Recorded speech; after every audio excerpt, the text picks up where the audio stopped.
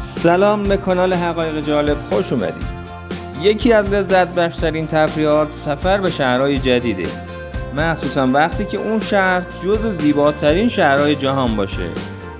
در این ویدیو قصد داریم 14 تا از زیباترین شهرهای دنیا رو با هم ببینیم. قبل از تماشای این ویدیو حتما عضو کانال بشید و دکمه زنگوله رو بزنید و با لایک کردن این ویدیو از ما حمایت کنید.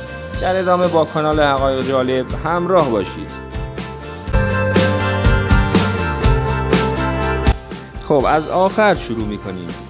شماره 14 ونکوور، کانادا.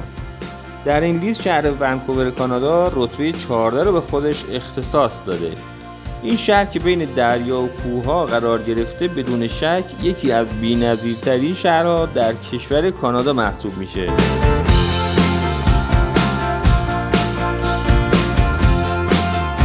شماره 13 سیدنی، استرالیا.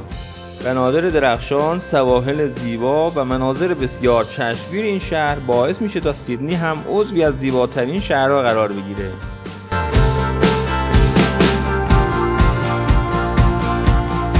سویل، اسپانیا رتبه 12 رو در این لیست به خودش اختصاص داده. سویل یک شهر زیبا در اسپانیا محسوب میشه که به خاطر پرتقال‌هاش معروفه. علاوه بر طبیعت این شهر، ساختار و معماری فوق‌العاده اون باعث میشه که یکی از زیباترین شهرهای دنیا باشه. شماره 11 باز هم در اسپانیا، شهر سن سباستیان. این شهر در یک دریاچه منحنی شکل قرار گرفته که اطراف آن رو سواحل طلایی و آبهای لاجوردی احاطه کرده و این شهر یکی از زیباترین شهرهاست. شماره 10 شهر ریو د ژانیرو در کشور برزیل. شاید سواحل زیبای این شهر یکی از دلایل باشه که مردم رو به این شهر جذب میکنه. شاید هم هنر زیبا و با ابهت این شهر و همچنین مجسمه مشهور مسیح باشه که مردم رو به این شهر میکشونه. شماره 9 شهر کیوتو در ژاپن. به عنوان مرکز فرهنگ و سنت ژاپنی برای صدها سال جذابیت‌های زیبایی در کیوتو برای دیدن وجود داره که این شهر رو در رده 9 زیباترین ها قرار داده. شماره 8 شهر بریزبن در استرالیا. بریزبن یکی از بزرگترین شهرهای استرالیا به شمار میاد. دلیل اینکه این شهر هم جزو زیباترین ها قرار گرفته ترکیب زیبای معماری مدرن و فضاهای سبز و رودخانه بزرگ و شگفت‌انگیز این شهر هست. شماره 7 شهر روی آب، ونیز، ایتالیا. شکی در این نیست که جزیره شناور ونیز یکی از زیباترین های دنیاست.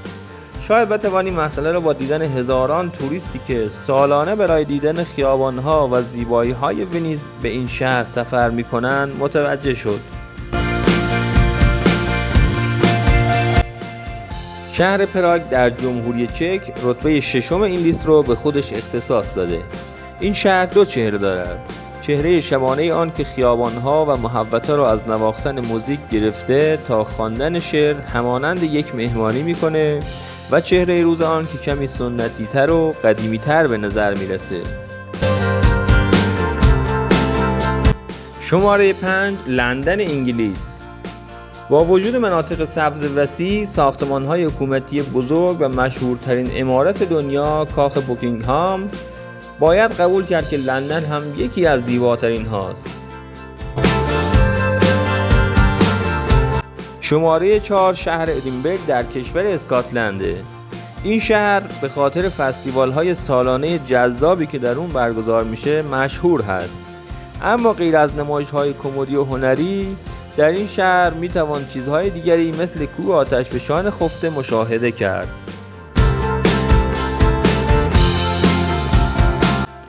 به رتبه 3 رسیدیم، شهر پاریس، فرانسه. شاید تا همین الان هم دنبال نام این شهر زیبا بین شهرهای دیگه میگشتیم. پایتخت فرانسه سالهاست که مرکز مد و فشن و همچنین فریبنده ترین شهر اروپا است.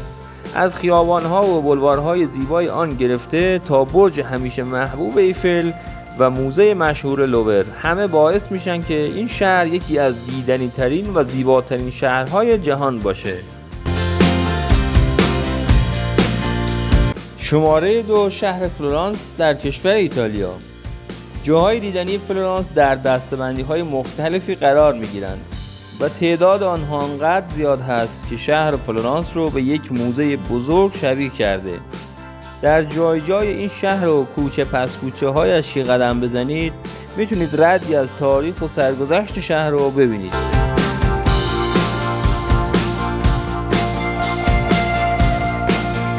و اما شماره 1 شهر روم پایتخت ایتالیا.